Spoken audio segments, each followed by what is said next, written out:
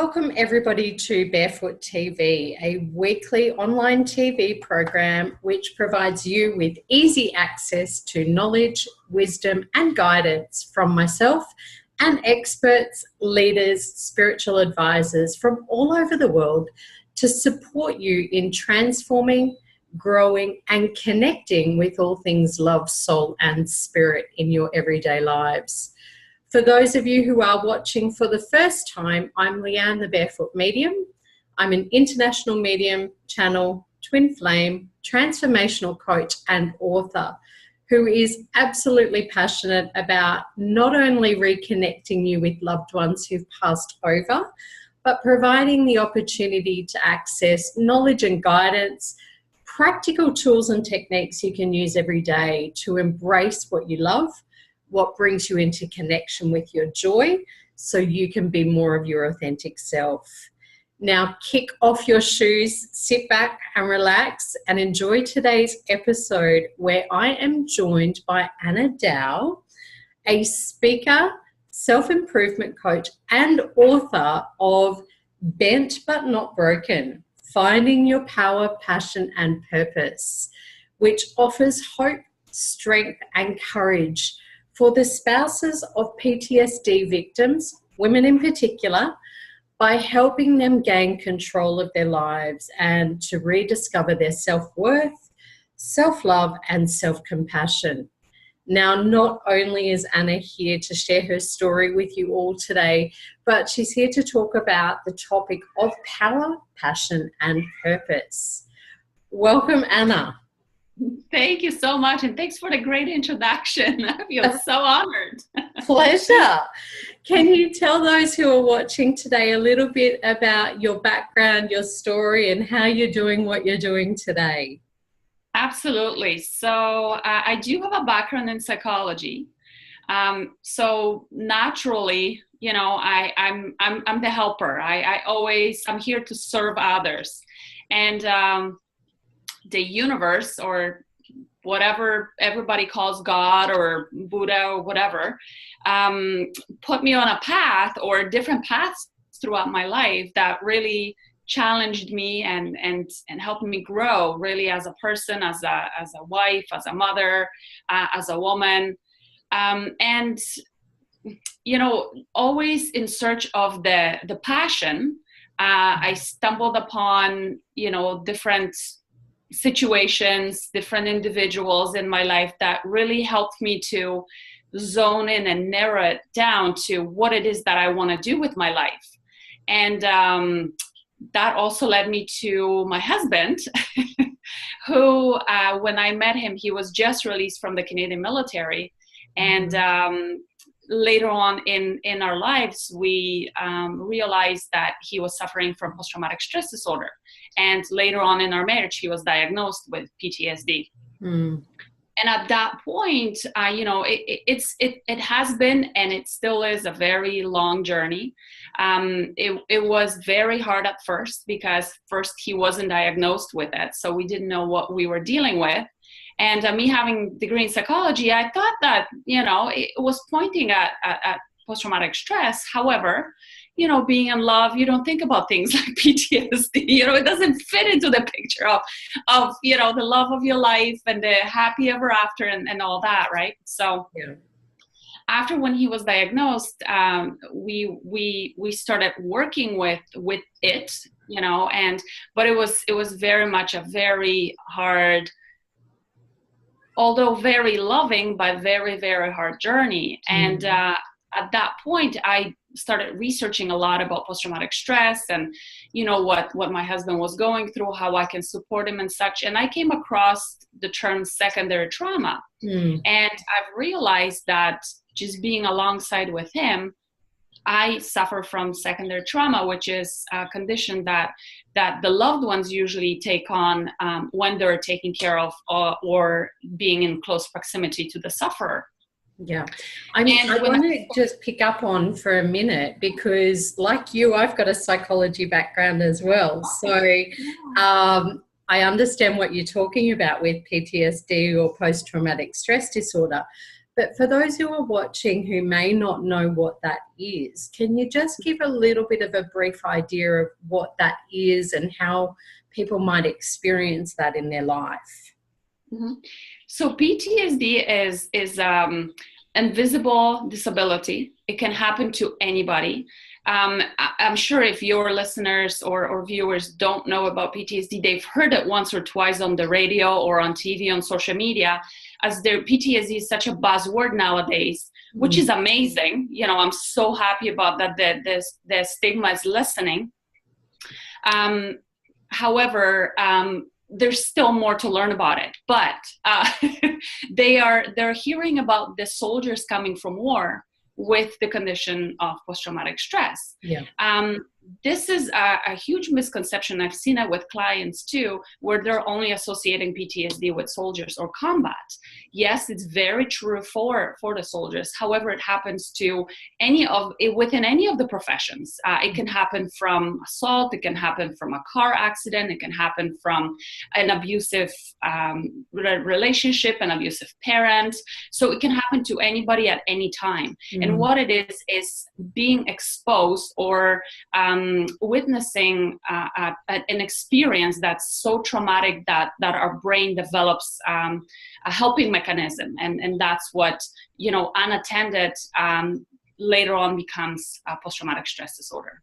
Yeah, so it's kind of in a way like the experience, situation or event, whatever it might have been, is so traumatic that our unconscious tries to protect us by sometimes burying and not looking at and at the emotions or the thought patterns or even the behavioural patterns that can result from experiencing trauma, whether it's from your childhood or in your current experiences. So, you know, and I love how you explain that it's not just soldiers who experience that, because that is what, from a media perspective, we've often heard about. So, you know, I'm really pleased that you talk about that. And from your perspective, the secondary trauma that you talk about, talk to me about how you managed and you coped in terms of relationship and managing that. So the first thing that I've done is what I always do is, turn into research, and I try to educate myself as much as possible on that, what it is that I have now.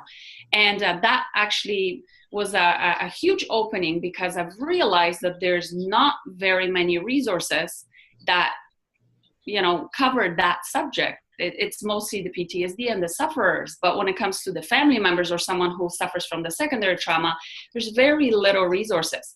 Hence, I wrote a book about it just to add to the library, right? So that's what led me to. Yeah, that's what led me to the book. And I would recommend that to anybody at any time.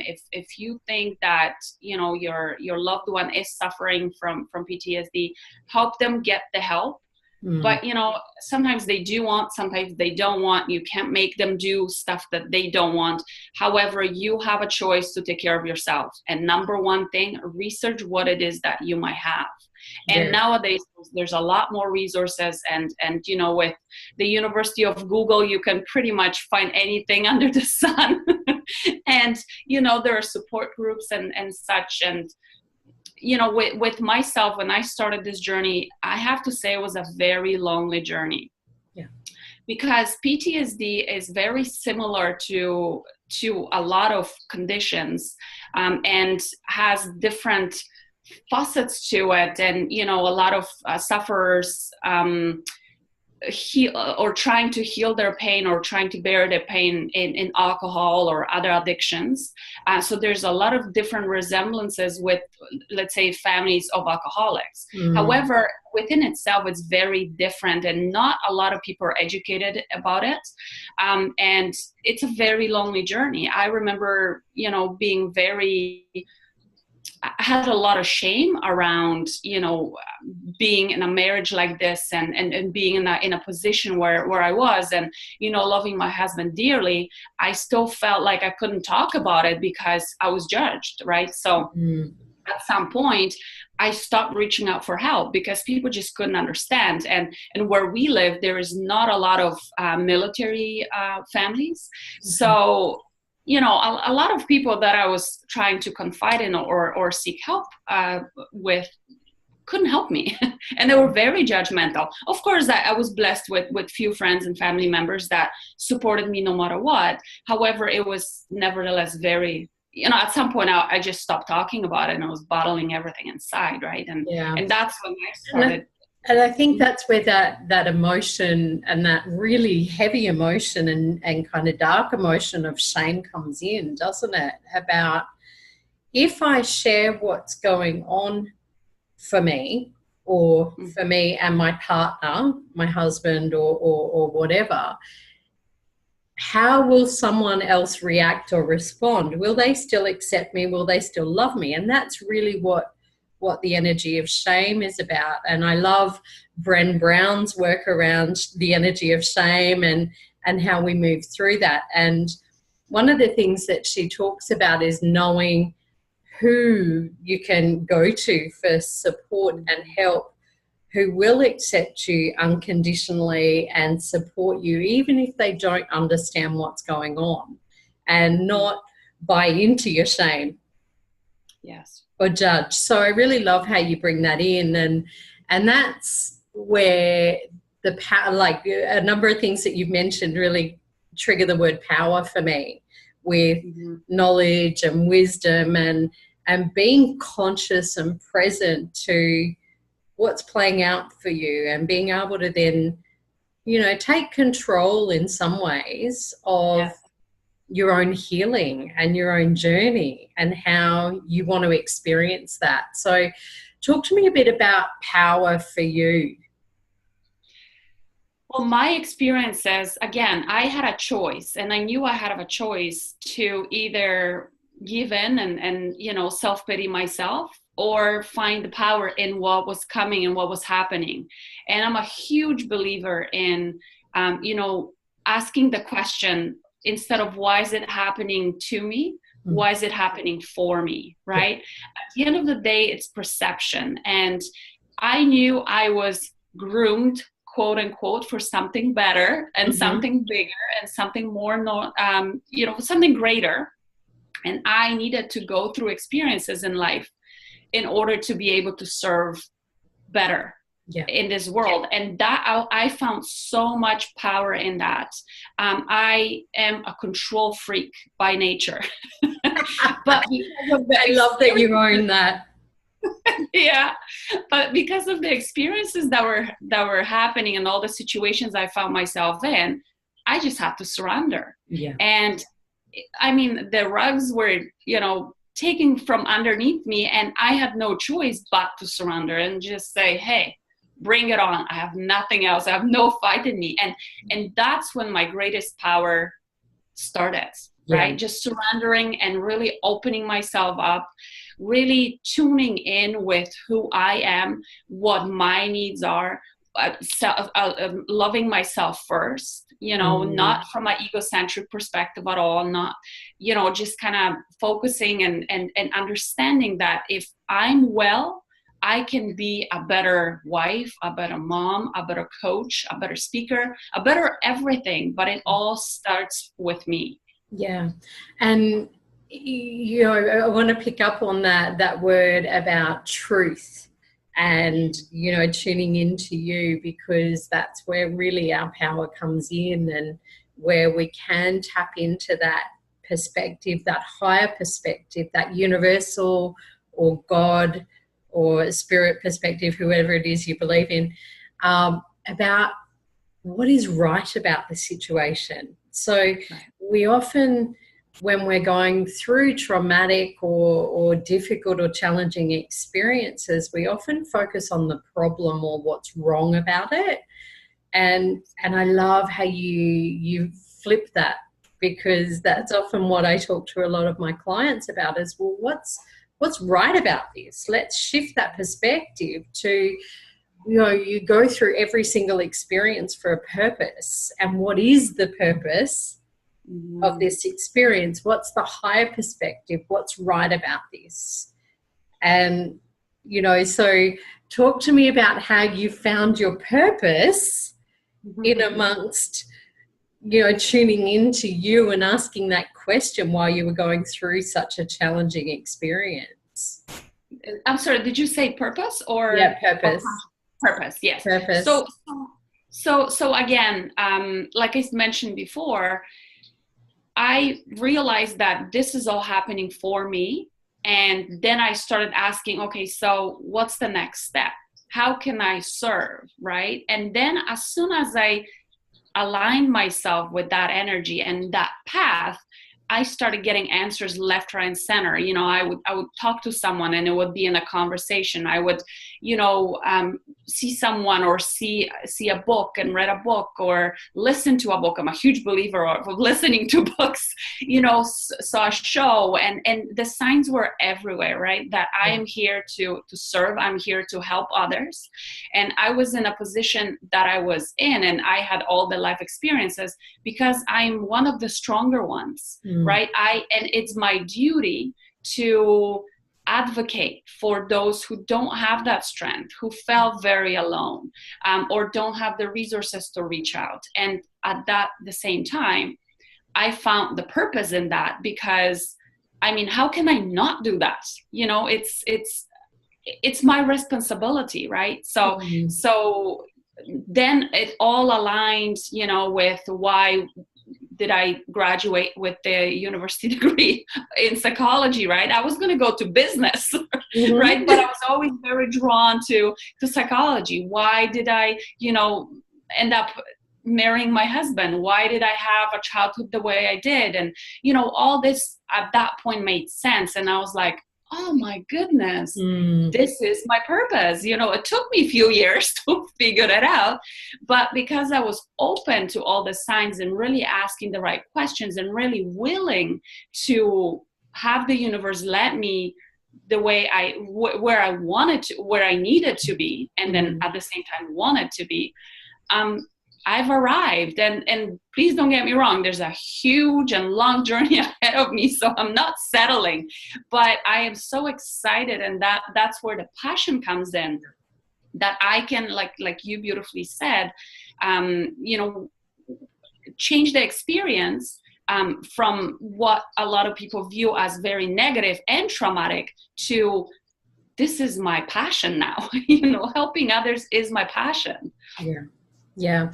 And I love how you talk about, it being your purpose to support and help others. And, a lot of us who've been drawn to that path of being of service in whatever way, shape or form that looks, we go through experiences so we can be in authenticity and in alignment with how the people we serve or help or support may be feeling and what they may be experiencing, so that we can help and support them better and, share those practical strategies and techniques to help them transform their own experiences into something that they can feel passionate about in their life. Because, a lot of trauma survivors, PTSD, or even people going through challenging experiences in their everyday, lose their passion for life. So talk to us a little bit about passion, because I want to kind of wrap things up with the energy of passion and what that looks like, sounds like, and feels like for you. I can talk about passion, but that's another show altogether, because I'm so passionate about everything I do. I'm so passionate about this show. It's really feeling and being present to what's happening, right? And I know for a lot of people, it's like, oh yeah, easier said than done. And I did not get, I did not get here overnight. It's been a hell of a long journey. It's been a lot of working on myself first. And it's still hard. I wake up sometimes in the mornings and say, oh my God, what the heck am I going to do with this day? I feel like crap, mentally, physically. So it's that staying in your power and passion and purpose at all times. And I do all kinds of little exercises to bring myself there. right? And just being in the state of gratitude, right? I mean, there's always something to be grateful for, you know, and when we find ourselves in that state of gratitude and train our brain to look for the positives and not the negatives, because naturally we're raised to look for the negatives, right? But to retrain the brain and look for the positives in every single moment in your life, it really changes things, and you start feeling slowly but surely, and like you were saying, we all go through a lot of stuff in our lives, and some more and some less, but making that choice that, you know, I have a choice to live like this for the rest of my life, or I can start changing again slowly but surely, and then a month from now, a year from now, I'm going to be a different person. My life is going to look completely different. I'm going to have that peace inside. I'm going to have that passion inside, and you know, I just want to say, it just brews out of those people who are there, right? And even if they're having a bad day, it's like you're still so very passionate, because as soon as you start talking about your thing, it's like you light up, right? So. And it's about, you know, a lot of people, often my clients come to me for, whether it's the psychic and mediumship readings, that's often how I get in contact with a lot of my clients first.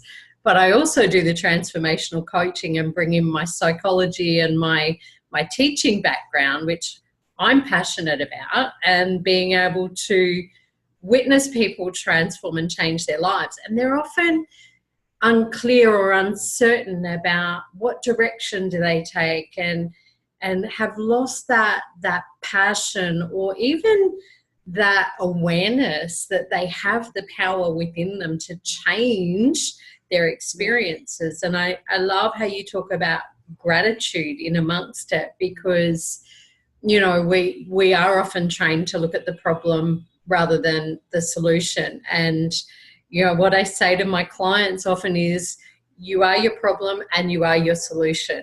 So how do we shift you from where you are in terms of focusing on that problem, whether it's business, finances, love, relationships, health, well-being, whatever it might be, how do we shift your perspective? And that comes back to being in your own power, being you, being loving and joyful and kind to yourself, first and foremost, and then that allows you to be drawn towards your purpose and your passion in life.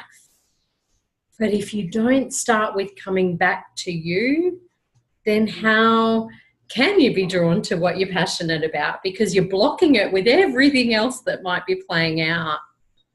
So I love how you talk about all of those three things and bringing them in together. And yeah, they are a separate show in amongst themselves, each and every one of them.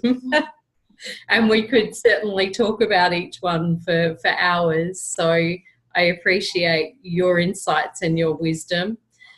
If you could you share 3 tips with people today about how they can really embrace a lot more power, passion, and purpose in their life? Mm-hmm. Like you said, and I'm going to echo that again, start within yourself, right? Don't judge yourself too harsh. You know, we have all got through something in our lives. We have all made mistakes, and it's okay, right? But today is a new day. Tomorrow is a new day, and start right now, because you can't change your life. Your life can't change right now.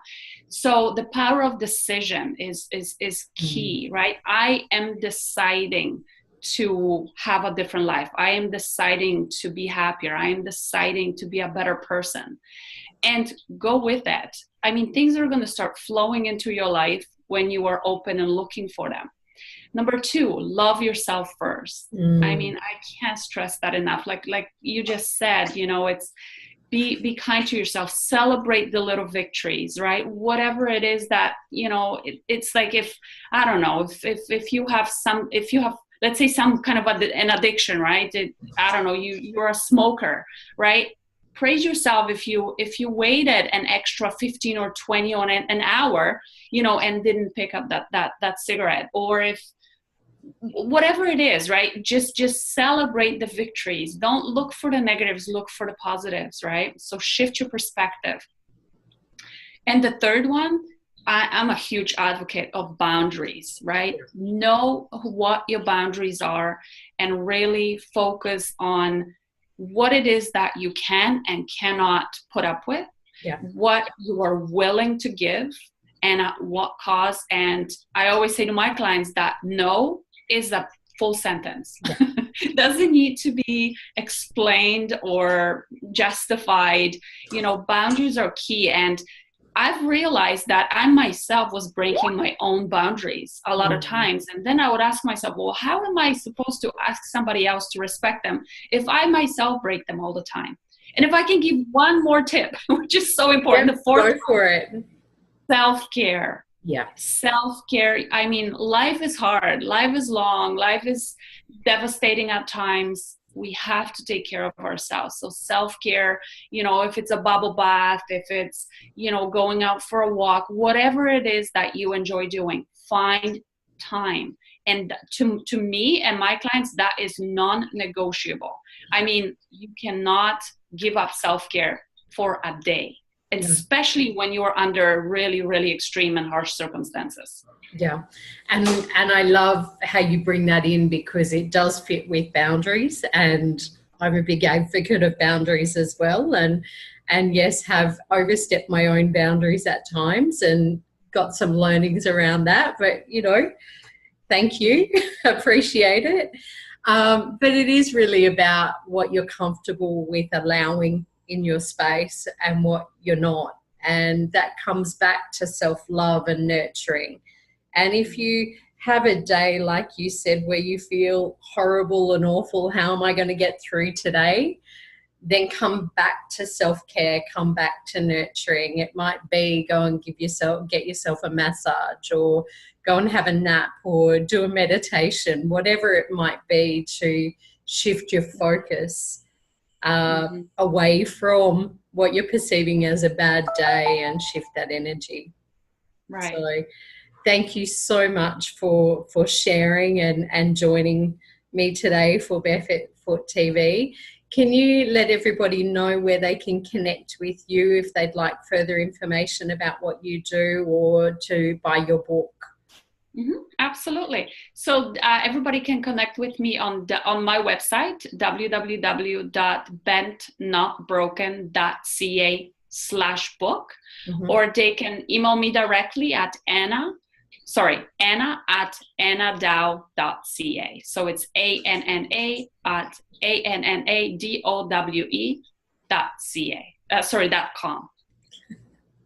Perfect. All these .coms and .cas. Exactly. Thank you so much, Anna, for joining us today. And for those of you watching who would like further information about my transformational coaching programs, you can also jump on my website, thebarefootmedium.com.au, or connect with me on Facebook, Leanne, the Barefoot Medium. And I look forward to you connecting with us on the next episode of Barefoot TV. Wherever you are, whatever you're doing, and wherever you are at in your journey, I wish you love, joy, peace, and passion as you find your purpose and your power in life. Thank you so much, and I will see you on the next episode of Barefoot TV.